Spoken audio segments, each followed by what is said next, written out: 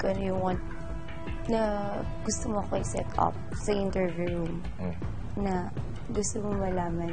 Kasi gusto ko kasing malaman kung ano talaga yung dahilan mo. Kung bakit mo ako. Oh, pero hindi mo kailangan i-set up. Ano yung planado? Hindi. Di ba? Tinatry kong kausapin kita na maayos. Ayaw mo kong tingnan sa mata pag ginakausap kita. Di ba? Tsaka ito pa. Bakit kailangan mo kong pag-usapan? Not even once. Pero, ano ba? Dalawang beses na. Ano ba? Hindi naman yun yung pinag-uusapan na yung sinasabi. Wait lang. Ako muna. Sinasabi ko na hindi kita na-appreciate. Siguro na-appreciate kita. Pero hindi dun sa paraang gusto mo. Hindi. Wala naman ako sinabi na gusto kong ma-appreciate mo. Ang sinasabi ko, sana. Kasi nung nag-usap kayo dito, parang ang lumalabas na nagpapahabol ako. Hindi. I'm sorry kung ganun yung lumabas. Pero, ang gusto ko kasing sabihin, ako, wala naman akong pakialam. Kasi ginagawa ko dahil gusto ko yung ginagawa ko. Oo, pero bakit mo nga sinasabi na gano'n na? Hindi ko napapansin yung mga efforts mo. Hindi, sa tingin mo ba, paano mo pinaparating yung ganong, hindi. Sige, kasi magkaiba tayo ng... Nagsalita ako. Diba? Diba, sinasabi mo na, na-appreciate mo. Ang akin naman kasi, wala akong pakialam kahit ma-appreciate mo. Ginagawa ko yung bagay na yun dahil gusto ko.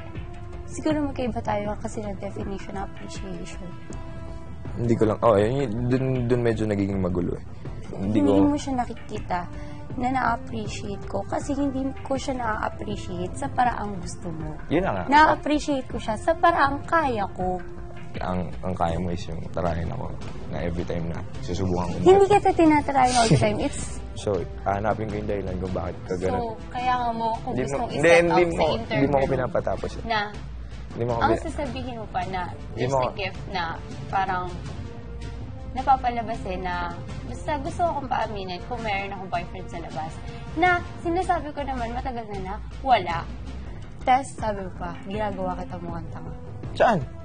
Para ako nagmumukhang tanga. Kasi nga, hindi ko nga ina-appreciate yung mga efforts mo. Sino nagsabi niyan? Basta. Wow, wala akong sinabing ganun. Una sa lahat, sinubukan kitang kausapin.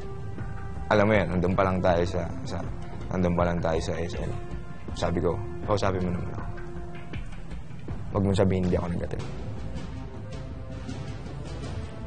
Pero, wrong diba? place naman sana kasi. Hindi. Sabihin mo, hindi ba ako nag-attempt na? Hindi ko alam. Hindi, diba? Sabi mo. Kung ikaw sa sarili mo, gusto mo rin akong kausapin, sasabihin mo sa akin, huwag dito. Hindi yung kaganin mo. Aalis ka. Diba?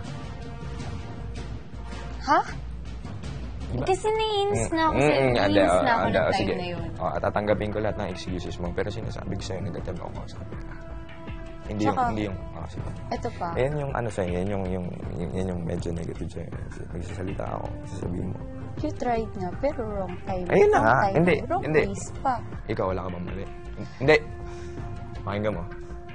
Hindi mo ba pwedeng sabihin dapat na huwag dito? Di ba? Nag-aasar na ako. Hindi. Lahat ng excuses na sa'yo. Lahat ng dahilan na sa'yo. Oo, lagi naman sa akin, sige. Hindi, yan na nga. Pero sinasabi ko nga, ang pinapoint out ko, nag-attempt ako kausapin ka, sana sinabi mo na. Nag-attempt ka nga. Oo, nag-attempt ka. Granted na nag-attempt ka, pero wrong timing. Kasi nung time na yun, naiinis na nga ako. Huwag ka sumigaw. Reality nga, di ba? So, this is real. Oo, pero, bakit? Totoo ba itong pagplano mo? Sa tingin mo yung pag-setup mo sa akin, totoo? Kasi nga... Planado. Ibig sabihin, planado. So, hindi ko na alam. From there pa lang, hindi ko na alam kung ano yung totoo.